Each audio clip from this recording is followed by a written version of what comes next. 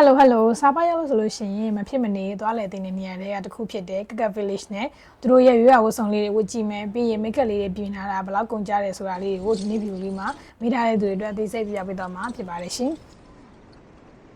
ဆိုရင်တော့ကက village ကဟိုးမလေးဖြစ်သွားပြီရှင်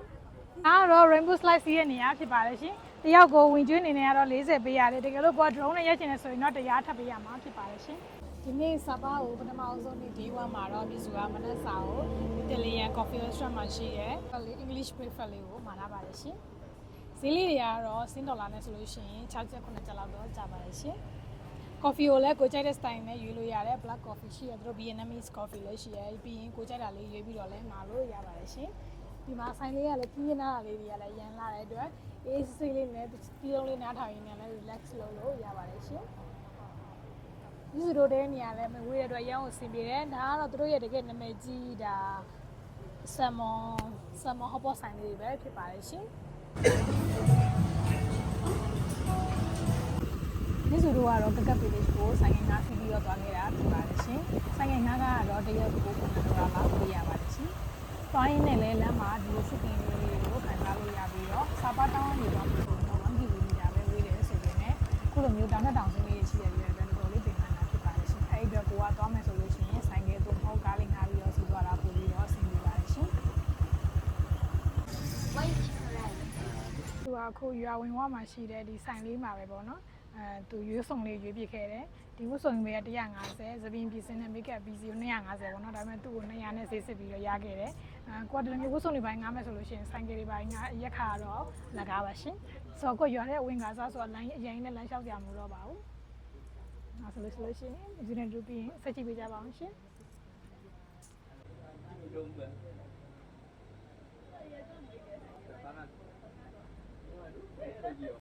သူတို့က make up ပြင်ပေးရဆိုပေမဲ့ဒီမှာအများကြီးပြင်ပေးရတော့မဟုတ်ဘူးပေါ့နော်။နဲ့ကာလာလေးတင်ပြီးတော့ sticker လေးကပ်ပေးလိုက်တာပဲဖြစ်ပါတယ်ရှင်။အရင်လေးမြင်ပါတယ်10မိနစ်လောက်ပဲကြာပါတယ်ရှင်။ဆိုရင်တော့ကက village ကဟိုးမလေးဖြစ်သွားပြီရှင်။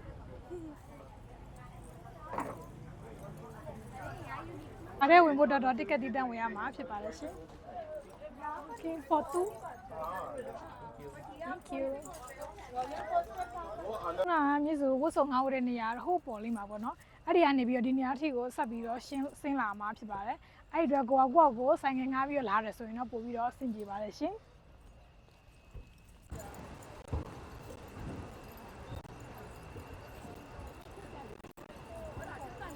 အားတော့ rainbow slide စီးရဲ့နေရာဖြစ်ပါတယ်ရှင်တယောက်ကိုဝင်ကျွေးနေနေရတော့40ပေးရတယ်တကယ်လို့ကို drone နဲ့ရိုက်ချင်တယ်ဆိုရင်တော့100ထပ်ပေးရမှာဖြစ်ပါတယ်ရှင်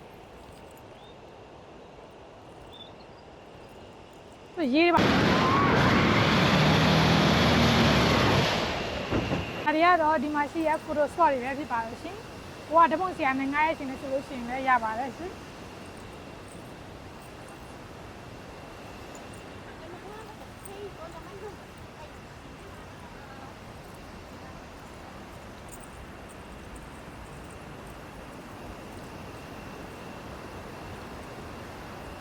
ဒါလေးကတော့ကက်ကက်ပီလေးရထင်ခဲ့နေရတဲ့တစ်ခုပဲဖြစ်ပါရဲ့ရှင်အခုဆိုရင်ကောလောလိုမျိုးရွေးရဝတ်စုံလေးတွေဝတ်ပြီးတော့ပဲဒီပုံလေးညာရင်ဖြစ်ပါရဲ့ရှင်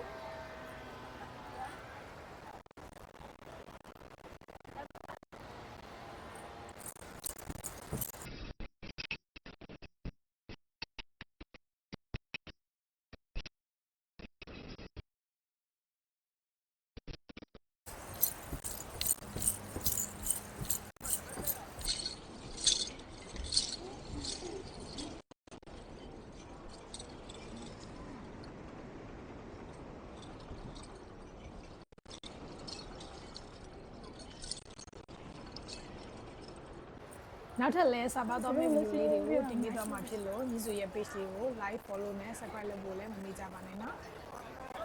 video လေးကိုလည်းအဆုံးထိကြည့်ပေးကြတဲ့အတွက်ကျေးဇူးအများကြီးတင်ပါတယ်ရှင်နောက် video လေးမှာပြန်တွေ့ကြပါမယ်အားလုံးတင်ပါပ